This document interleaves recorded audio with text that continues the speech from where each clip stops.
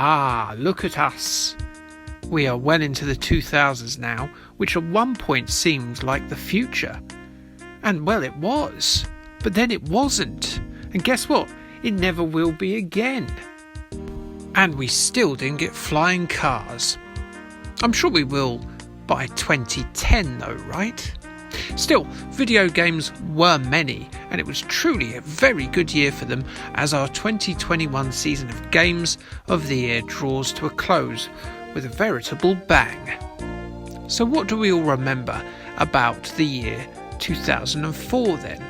Well, they erected a fountain to commemorate future King Bertha, Princess Diana. That came to be.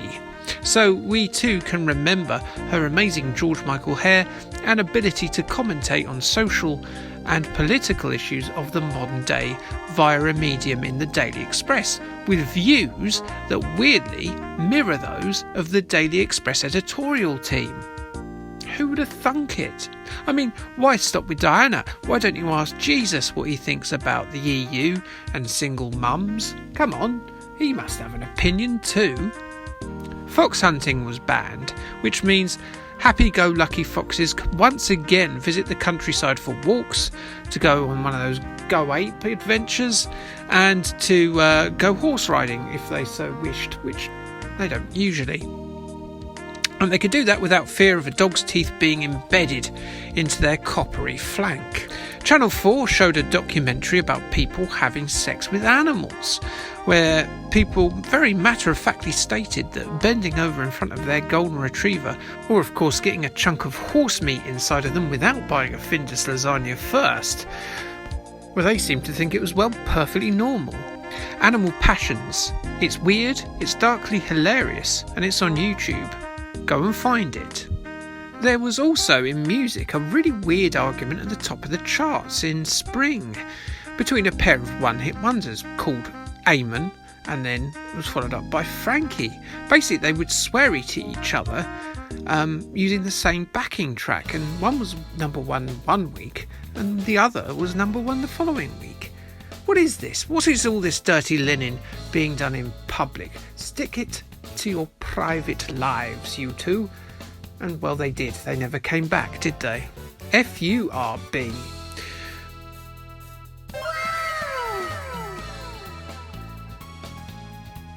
In games, the second great portable console war began as Nintendo pitted their touch-screened DS against Sony's PlayStation 1, but in your pocket, has to be a large pocket though, the PSP. These two little wonders both saw late year releases in Japan, with Western releases coming out in 2005. When all the dust had settled, the DS won, thanks to grannies thinking that they could stave off dementia with the help of Dr. Kiwashima and his brain training title. Acclaim, one of the most productive games companies of the 1990s, had a spectacular fall in 2004 as they declared bankruptcy in September. That means we were denied a sequel to BMXXX. Boo! Bzz. As I display footage of important games of the year that didn't make my list, allow me to explain the rules as in previous entries. The games featured are here on the basis of when they were originally released, on one of the original formats they were released upon.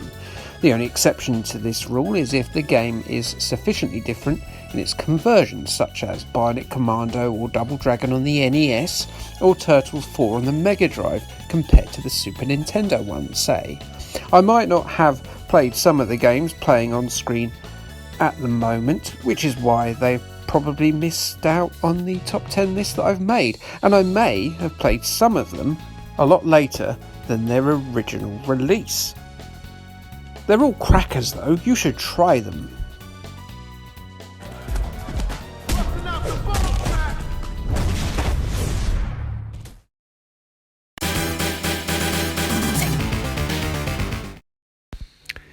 I'm not really a fan of World of Warcraft, and normally if I'm not a fan of something, I won't put it in one of my lists.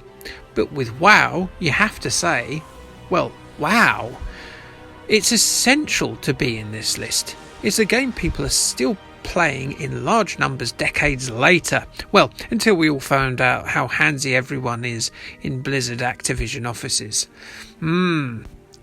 It's limitless, it's sprawling, it's an MMO that's constantly being updated. And despite its long existence, it's still going. WoW has got everything right. It looked great at the time. It had a rich lore established in the RTS games of the same name. It had brilliant cinematics, a killer soundtrack, and most importantly, it played fantastically too. World of Warcraft was and is influential. It is a masterpiece, and I don't really care about it. But you knock yourself out, World of Warcraft nerds. Go on, enjoy yourselves.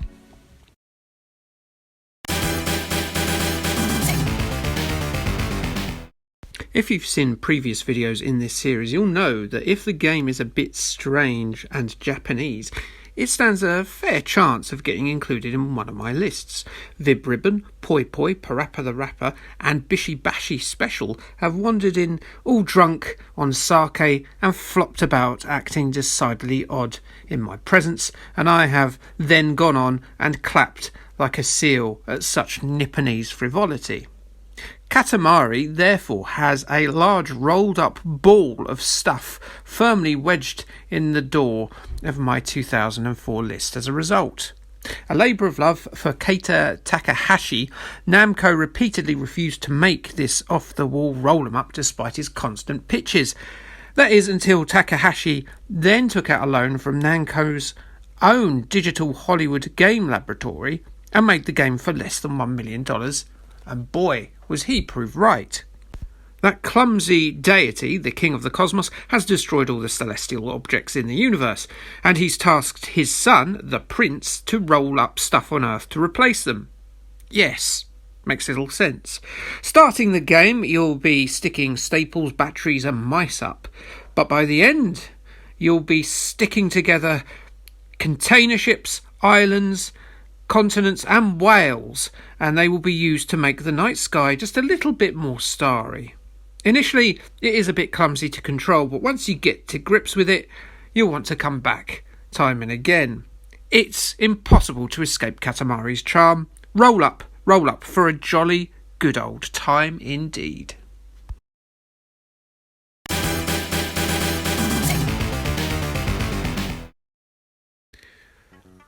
Midway Games' PSYOPs, the Mind Gate Conspiracy, will no doubt cause you arthritis, such as its multitudinal buttoned finger-bending control system makes you do it. But you know what? As long as you're not playing it from the urine-scented seat cushion of an old folks' home, it's well worth getting that arthritis. Star Wars game players with a fond memory of The Force Unleashed may find a lot to like here, as it's a proto-version of it almost, but, well, much better. Telekinesis, brain draining, remote viewing, mind control, aura viewing, and pyrokinesis are all mind abilities crammed onto your controller, and you'll soon be toying with goons and flinging them around like Billy-O. Ignore generic white shaved head dullard protag Nick Scryer on the cover. His game is rich with clever ideas and neat tricks. It was available for free via Major Geeks, so maybe have a look there, because if it's free you can't go wrong, can you? Go on, I'm literally controlling you with my mind right now to do that.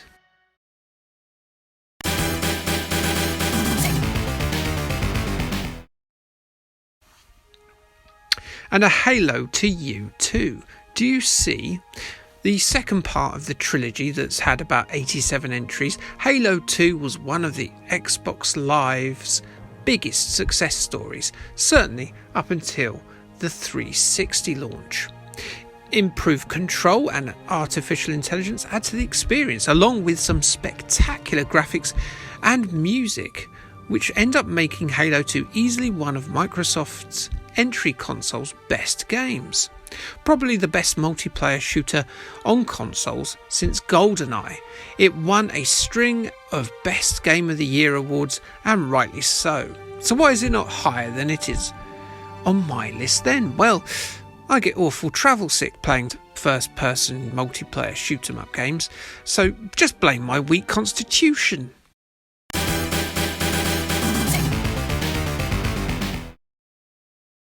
Metroid Prime 2 is a masterpiece of game design. It's got a game world that's almost as coherent and intricate as the Dark Souls games. There are some of the most wondrous visuals of the era on this game, matched by some tremendous sound and even a multiplayer mode that's not just an afterthought. Moves like the famous screw attack and wall jump return to the franchise, along with a Link to the Past style dual world mechanic that gives the game some interesting moments and great puzzles. Metroid Prime 2 is one of the best games on the GameCube, and although it can be challenging, it's a challenge well worth taking. You must try it. You see? Samus. You must. Alright, crap jokes out the way. Next one.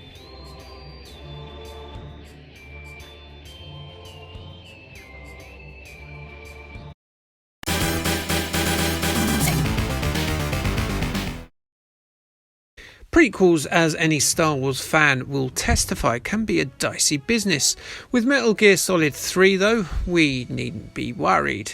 It is tremendous. Set 31 years before the original, MGS3 eschews the usual urban and military bases of the other games in the series for a stripped down mission through the Soviet jungles of the 1960s. The smart touches and clever attention to detail always set Kojima's adventures with Snake apart from his contemporaries, and in this game a lot of Hideo's occasionally pretentious, boringly long dialogues are reined in, making it a much better gaming experience. Brilliant boss battles and tense stealth sections are the order of the day, and there are some people that would argue that it's the series' high point. Not me. But you know what? It's not far off of it.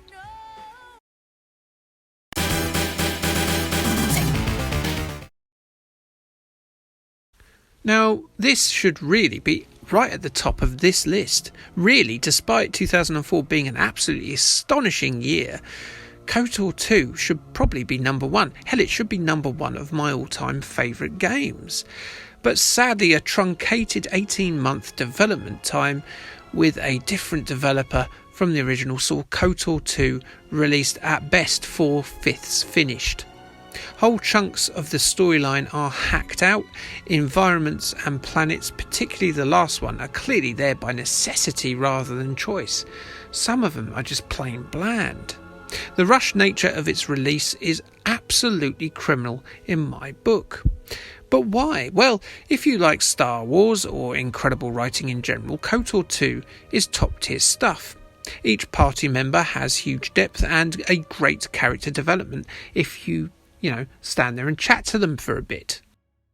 It does something with the Force that Rian Johnson so unsuccessfully attempted in The Last Jedi.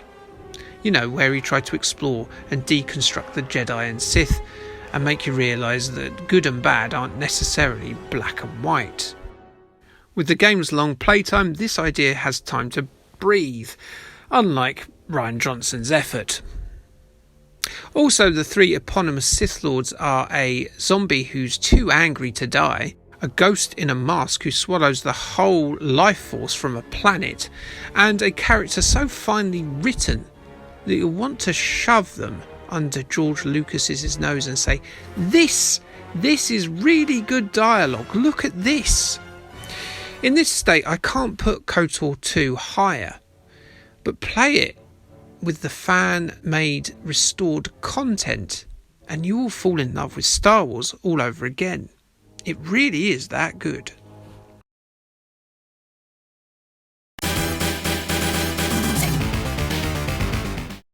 What the hell is a Game Boy Advance game featuring a small boy in his pants doing in the top 3 of one of the best years for gaming in its history? Well, it's bloody good, isn't it? It's a treasure game like we used to play on the Mega Drive, all sweaty palms, pumping adrenal glands and eyes bleeding from the spectacular 2D action. If you're not sold on that, then there's no hope for you.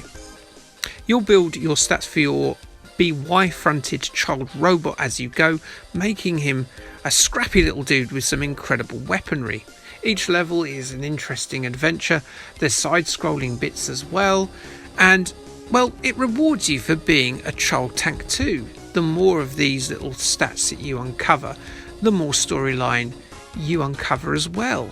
The game's story actually goes beyond its own ending, finishing the tale in a satisfying manner. Please don't ignore the laser toddler. Not only is he an anime icon, but his handheld game is a right bloody stonker too. Probably my favourite Game Boy Advance game.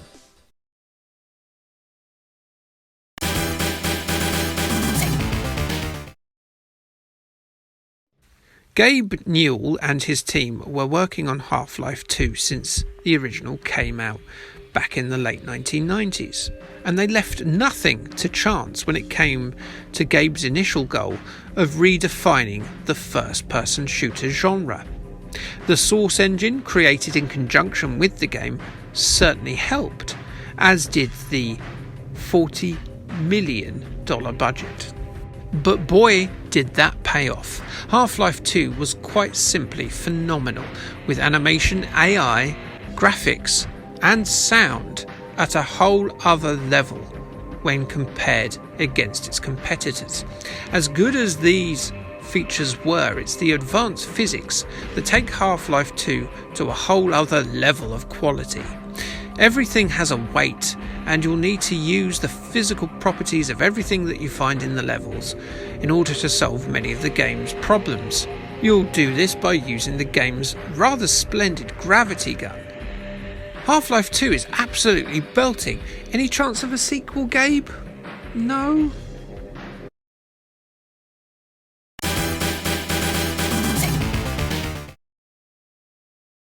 San Andreas felt huge, didn't it? 3 sprawling cities connected by vast expanses, themselves filled with occasional small towns or villages. Well, it did feel big anyway, until we saw San Andreas reimagined in Grand Theft Auto 5, the game that refuses to die. It felt so rich too. Lesser games occasionally had bigger maps, bigger than even this, but they didn't pack the world with as many activities, collectibles, missions, characters and races. There was so much for CJ to do and see, and it felt simply like witchcraft that Rockstar had crammed so much into the PS2 and Xbox. It must be devilry. The early 1990s hood setting was a brave choice, and it worked out perfectly well.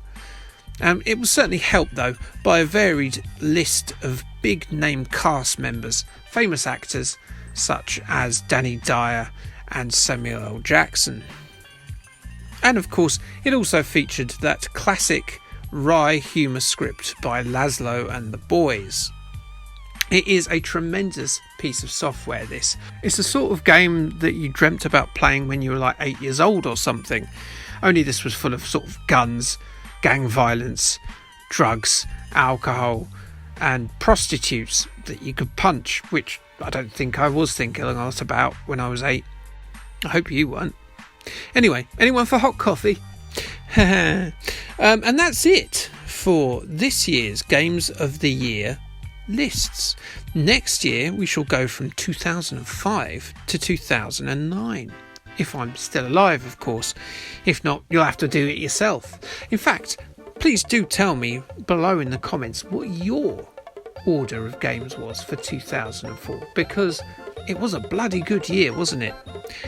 Well, until next year, I bid you farewell, and Kay, thanks, and bye.